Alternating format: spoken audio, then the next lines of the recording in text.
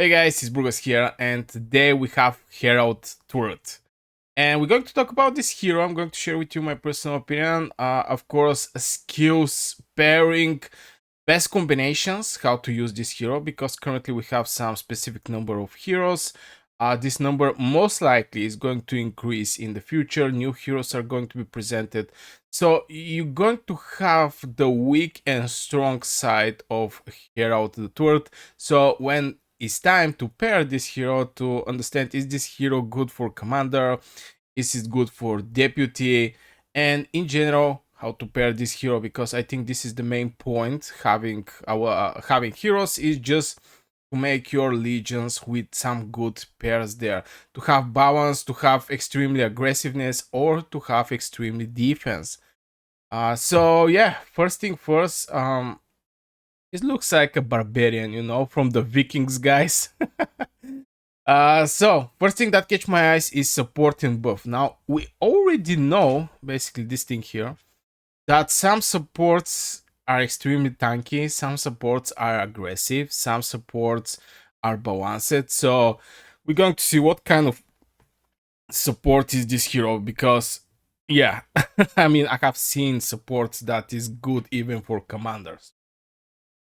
And of course, he's giving some buff. Now, this is interesting about the buffs. Something that maybe is going to be a game changer. I really like heroes that have this option for the buffs. So, starting with the commander skill, we're going to go over the skills and basically see how this hero can be. What is the purpose of this hero with 2 words? Increase the damage of all your heroes' active and secondary strike skills by some percentage, might bones, and reduce your troops' damage taken from pikemen. Here we have specifically for pikemen by some percentage, might bones for 9 seconds. Grant 100 initial range upon entering battle. So this one is a cavalry and swordsman. Swordsmen counter pikemans. This is the first thing. But pikemans counter cavalry. So from here, most likely this hero is going to be for cavalry. Just because for swordsmen, you actually don't need this spell as a commander skill. If you want to make him a commander, most likely this hero is going to be good for cavalry. Again, swordsmen don't need that big protection against pikemans. So yeah, also get some energy. So this thing is going to, if the enemy legion don't have this extra rage at the starting of the battle, most likely they're going to fire up their skill after Herald the Third, and those skills damage is going to get reduced. But this is actually troop damage taken from pikemans. But anyway, still it's a defense, and also increase the damage of all heroes' active and secondary strike skills. So this is also talking about heroes that have secondary strikes. For example, as a signature spell, and I'm not quite sure I can find some hero that actually have this thing. Yeah, Tariq is having a secondary strike. Increase the damage hero secondary strike skills by some percentage. But yeah, this is, of course, I have already a video about this bad boy. You can go and check it out. So this is for the commander. Now from first look, this is going to be a commander when you want to counter pikemans. For example, there is extremely great team built from the enemy side with the ranks of the stars, with levels and blah blah blah, and it's extremely hard for you to overcome this team. So in case like this, and this specifically for pikemans, in case like this, I think this hero may actually become a commander. But in the rest of the cases, most likely it's going to be deputy, since there is like 4 troop types, and to having just like counter to one of the troop types is something like, okay, not counter but damage taken reduction, which is pretty decent number here, by the way. It's just like 20. You can use this hero in 25% from the battles. But still, he's having some boosters for active and secondary strikes. Let's go further. Let's see the signature skill. Deals might damage to the enemy troops, damage by some percentage, might bonus. And increase the damage of your commander customizable active and secondary strike skills by some percentage here. So we already see that this hero is for active and secondary strike.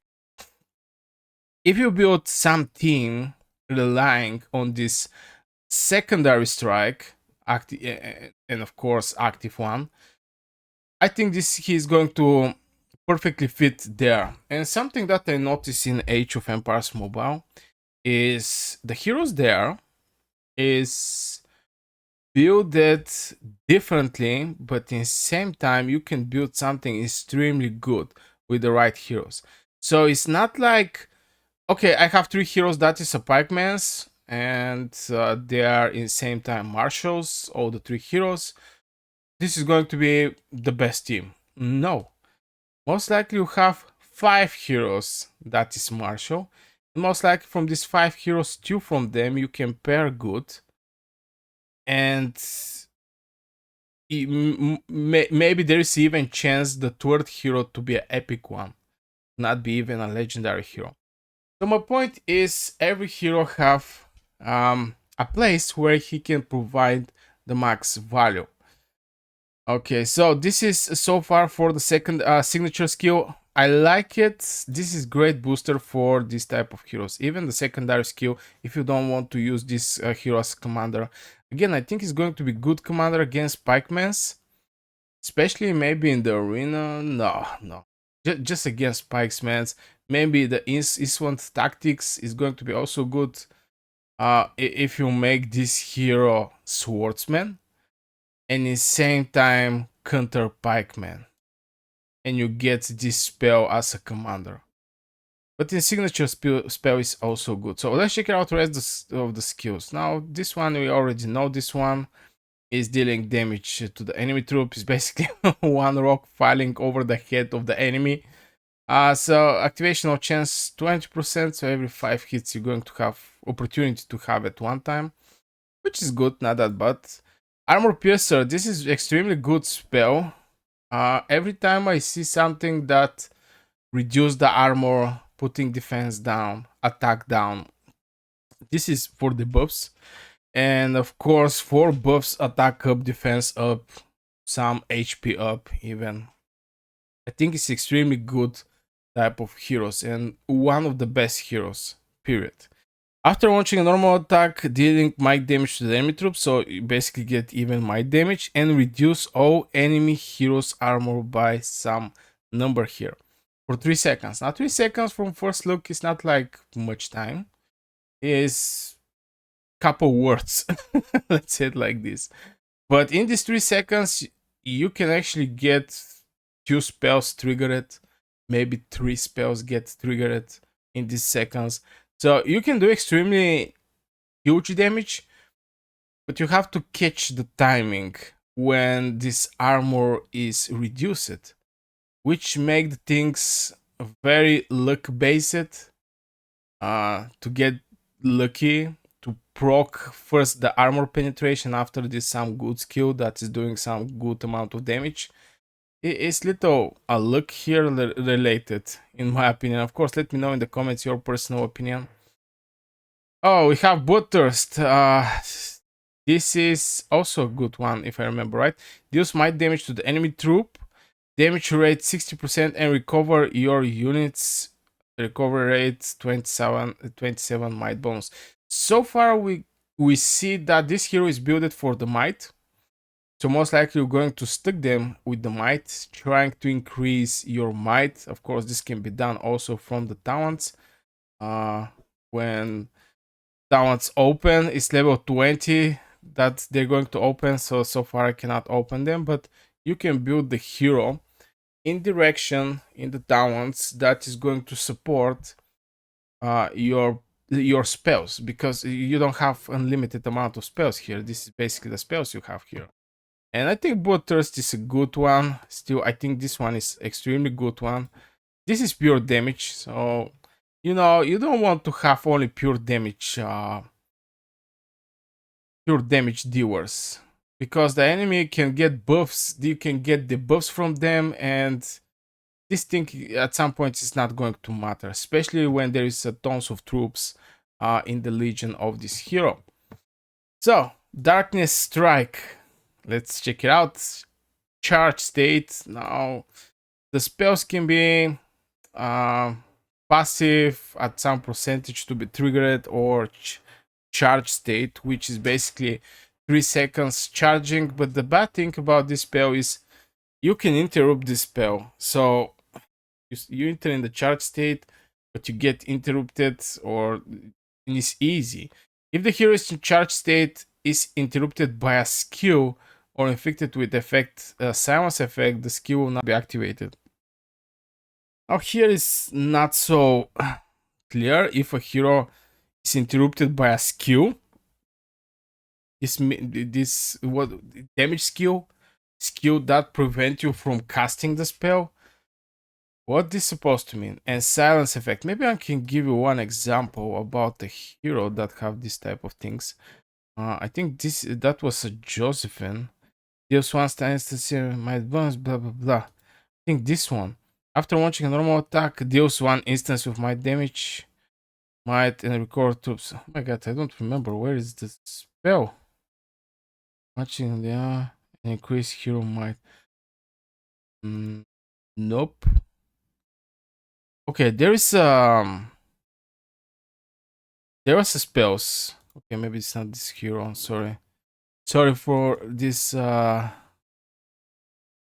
distraction, but yeah, I'm not so huge fan of the charging spells, which is basically Darkness Strike. So most likely I'm not going to go for this one, even though that's an extremely good one, since the buffs you get, the bonuses you get is very good. After 3 seconds, deal might damage to the enemy. This is a decent percentage, by the way, and it can be increased. Activational chance is 25, so it's not 20, it's 25. And I think this percentage can even get increased. And reduce the enemy troops' healing effect by 10% for 6 seconds. Now, healing effects, as we already know, is when you have balanced team or defense team. If the enemy built aggressive team, most likely it's not going to have supports and healing. That is going to, heal the troops. Let me check it out if I can see. For example, this Bashra. I'm going to go over signature. As you can see, recover rate every 9 seconds. There is some percentage to inflict disarm. I think here a recover rate. There is a heroes that is going to provide some healing. So with this spell, after the charge finish, you're going to have something like healing prohibition over the enemy. The percentage is not that big, it's 10%, but it can be maybe increased up to, I don't know, I really don't know how much it can get increased. But still it's a plus. If you face some extremely defensive, strong team that it's almost impossible to get killed based on the healings, you can maybe think about this spell. But I think we're not in stage where these teams actually exist. I don't think this team can right now exist to be that strong that nobody can defeat them and have huge amount of armor and tons of healing. So you can actually go for this spell. And keep in mind, every spell you see here, you have to buy it for 8k from the item shop. And this is the spells. As you can see, it's costing 8,000 of these coins, retro coins or whatever. So in case like this is not something that I'm going to focus over, and most likely I'm not going to invest in this spell. Still, the Bloodthirst is my favorite one, and this one. Let's check out the Racterius Judgment. Again, charge state. If you combine this one and this one, but they're going to have different ways of charging. I mean, they're not going to charge up in same time. If they charge up in same time, maybe it's going to be good. You know, if they're, for example, you have 25% chance to trigger these two spells, but it's not like this. After 3 seconds, deal smite damage to the enemy troops, some good percentage, and reduce all enemy heroes' smite and strategy. Now this one is a good one. Now healing is for specific cases. This thing applied to all heroes, all type of legions. So I think this one is way better. So if I have to vote between these two charging spells, I'm going to go with Roctelius Judgment and this spell here. So High Spirit, let's check out this one. Increase the activational chances of the hero's active skills by some percentage for the charging skill. So in case like this is extremely good spell. So if I have to pick one of the spells, with which spell I should go, maybe this one is going to be one of the spells, and this one is going to be the second one, since it's reducing the hero might and strategy, the enemy heroes. But at the same time, if I don't want to invest that much in something, most likely what I'm going to do, I'm going to go with High Spirit and Armor Piercer. I think this reducing the enemy armor is huge, and is going to, you know, you're going to perform better. You're going to hit for more damage in general, just going to increase your damage by a lot, and you get some extra percentage as a damage might bonus. So from the spells, I think this is how this hero should be. Now, how you can actually use this hero? You can basically, as a commander, is for countering pikemans. It's obvious, and also boosting heroes with active and secondary strike skills. From this, as a deputy, deals might damage to the enemy. Again, you just secondary strike. This guy is a buff for triggering secondary and active spells. So if you have a team for pairing where the secondary and active spells are extremely good one, and you want to trigger them as much as you can, I think this hero is going to fit pretty very well. But this is again just for triggering secondary and active spells. But for normal fights, if you don't have this type of heroes that have very good secondary and active spells, I don't think he's going to find some good places as commander. Maybe against pikemans again. I think against pikeman something as a counter. If you go with him and you want to go with cavalry. If for swordsman, the pikeman counter actually don't matter. Swordsman counter pikemans. So yeah, I think maybe it's a build for other hero to be a support one. Some of the heroes that I currently don't have, I guess. Because for now, I'm not so sure I'm going to be able to find a place for Harald the Third. So yeah, I think this will for this video. Let me know in the comments if you have any extra questions. If something is not clear, you want to ask something.